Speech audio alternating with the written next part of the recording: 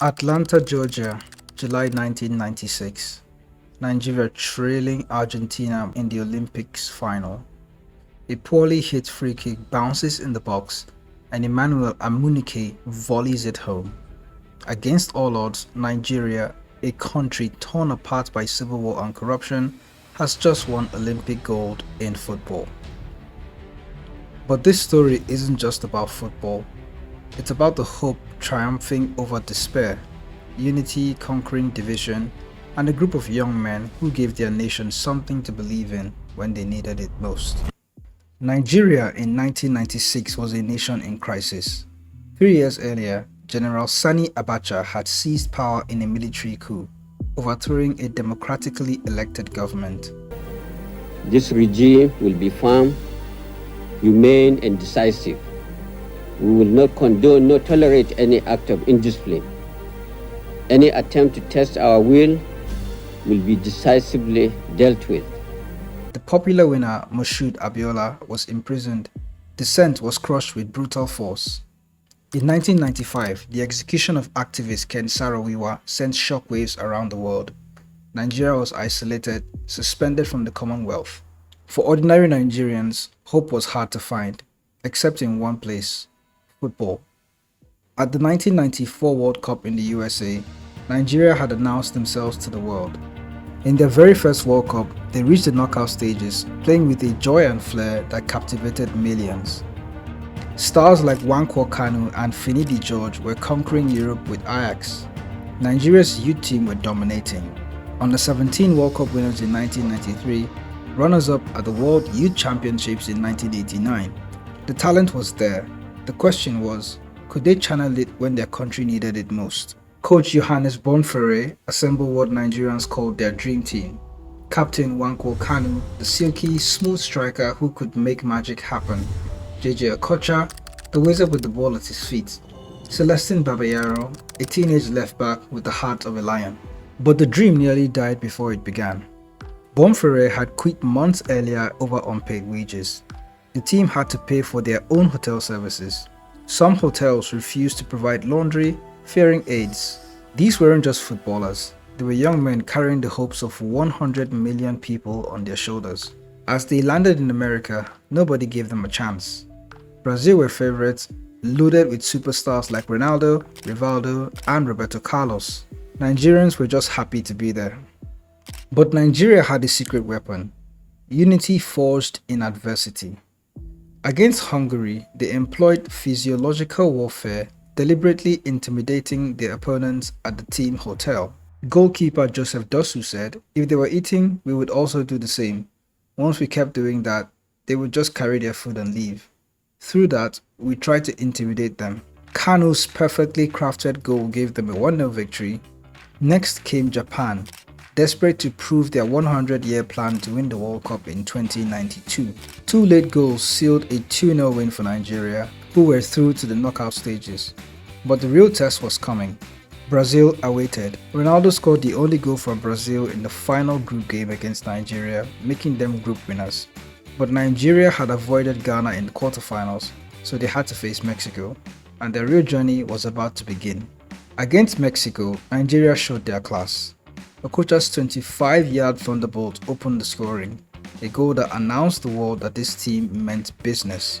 Then came the moment that defined young Celestine Babayaro. Just 17 years old, he scored 6 minutes from time to seal a 2-0 victory and Nigeria's place in the semi-finals. The impossible was becoming possible. Nigeria were 90 minutes away from an Olympic final. Brazil in the semi-finals: Ronaldo, Bebeto, Roberto Carlos, the reigning World Cup champions at their peak. Nigeria were massive underdogs. Within 60 seconds, Brazil led through Flavio Conceição. Game over?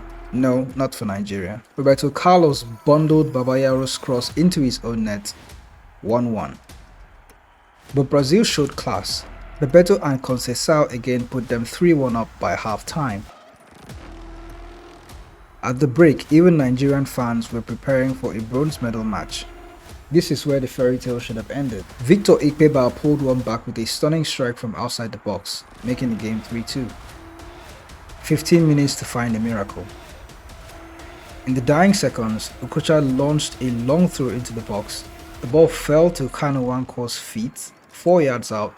He flicked it up and smashed it past Dida. 3-3!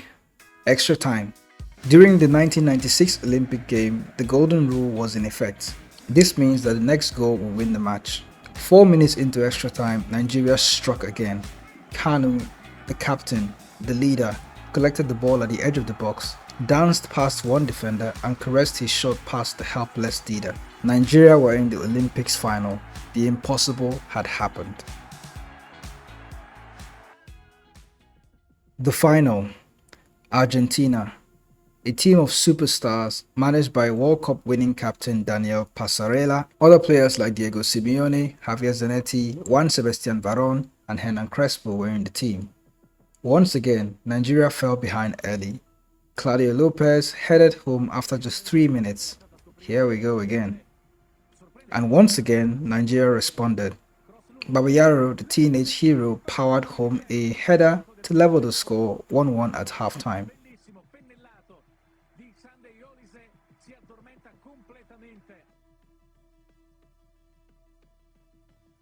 Early in the second half, controversy. Oriel Ortega dived in the box, fooling the referee Pierluigi Collina.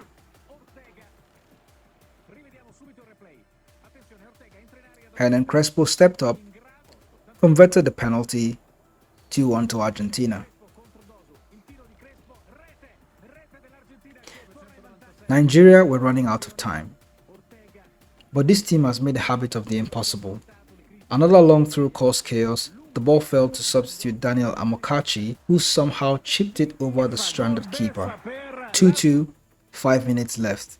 This was it, the moment that would define a generation. 90th minute, Nigeria won a free kick on the left wing. The cross was poor, but Argentina's offside trap was way worse. The ball fell to Emmanuel Amunike with a first-time volley. Goal.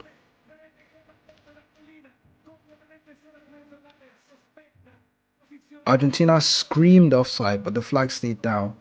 Nigeria had won the Olympic gold. As JJ Okocha said after the match, this means everything to Nigeria. Football is one thing in Nigeria that brings us together. For the people back home in my country, this may be the happiest days of our lives.